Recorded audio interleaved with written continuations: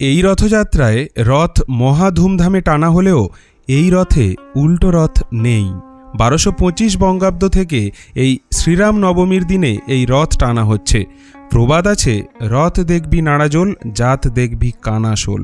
কথা হচ্ছে দাসপুরের নাড়াজোলের রথযাত্রা নিয়ে।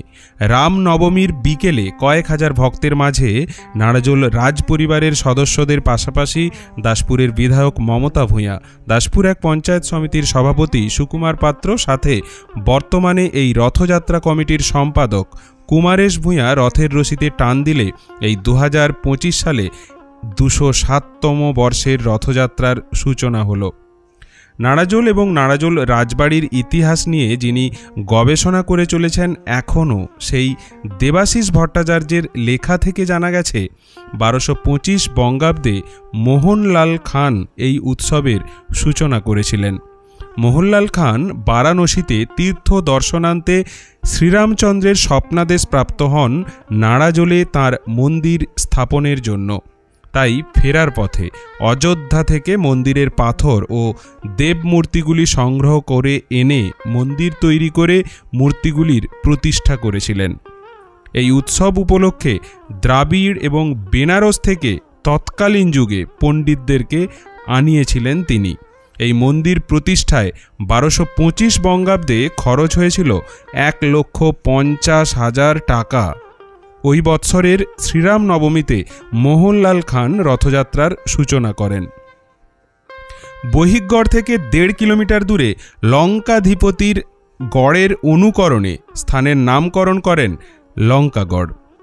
এই খান রাজাদের বর্তমান সদস্য সন্দীপ খান দেবেন্দ্রলাল খানের সময়ে যে আড়ম্বর সহকারে রথযাত্রা অনুষ্ঠিত হতো তার একটি বিবরণ তুলে ধরেছেন। 2টি সুসজ্জিত হাতি প্রথমে থাকত, তারপরে 50 জন রং বেরঙের পোশাক পরা ঘোড়সওয়ার, ঘোড়সওয়ারের পিছনে লাল পাগড়ি পরা আরও 50 জন লোক থাকত। ওই 50 জনের পিছনে থাকত রথ, আর তার পিছনে রাজা ও রাজ পরিবারের পালকি। লঙ্কাগড়ে পৌঁছে রাজপুরোহিত রামচন্দ্রের প্রসাদী মালা রাজ সম্মান হিসেবে রাজাকে দিতেন। তারপর শুরু হতো রাজসভা। নাড়াজোলের রথের কিছু আচার অনুষ্ঠান আছে যা অন্য কোনো স্থানের সাথে মেলে না। রাজ ঐতিহ্য ও পরম্পরা মেনে এখনও সেই রীতি চলে আসছে, যদিও সেই আড়ম্বর নেই, তবুও রীতির বদল নেই। রথের আগের দিন দোহরি ভোগ বলে একটি বিশেষ ভোগের ব্যবস্থা আছে প্রত্যেক দেবতার জন্য। রথের দিন চূর্মা নামের এক বিশেষ ভোগ তৈরি করেন রাজপুরোহিত, শুধুমাত্র রাজ পরিবারের জন্য। রথের আগের দিন পালকি, রথের ঘোড়া, সারথি সহ অন্যান্য দারু পুতুলগুলির পুজোর প্রচলন আছে। বর্তমানে রথ পরিচালনের দায়িত্ব গ্রহণ করেছেন স্থানীয় মানুষজন। রথ পরিচালন কমিটির স্বেচ্ছাসেবকরা দায়িত্ব সহকারে ব্যারিকেড করে লঙ্কাগড় পর্যন্ত রথ নিয়ে যান এবং নিয়ে আসেন। নাড়াজোলের রথে উল্টো রথের প্রথা নেই। সেই রাতেই রথ লঙ্কাগড় থেকে নাড়াজোলে ফিরে আসে।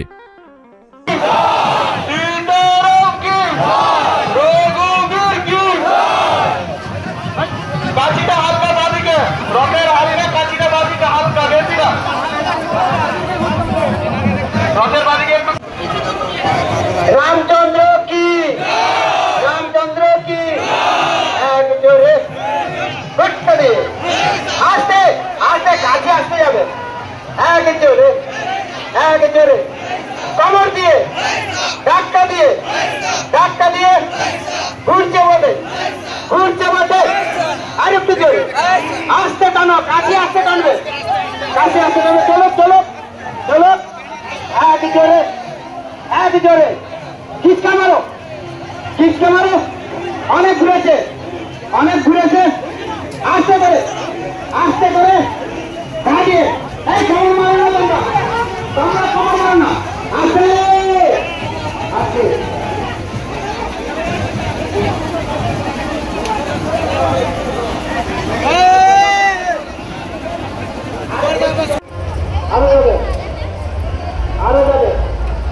আমি মাইকে না ঘোষণা করা পর্যন্ত কেউ কাছি ধরবেন না। কাছি এখন বলবেন আমি আর একটা বিশেষ অনুরোধ করছি স্বেচ্ছাসেবকদের, আপনারা দেখবেন নূতন সব কাছি ধরবে, নূতনরা চট করে যাতে কাছি ধরতে দেবেন না, কারণ প্রথমটা তারা জানবে না, হুড়িয়ে টানবে। আমরা রথটাকে খুব স্লোভাবে নিয়ে যেতে চাই।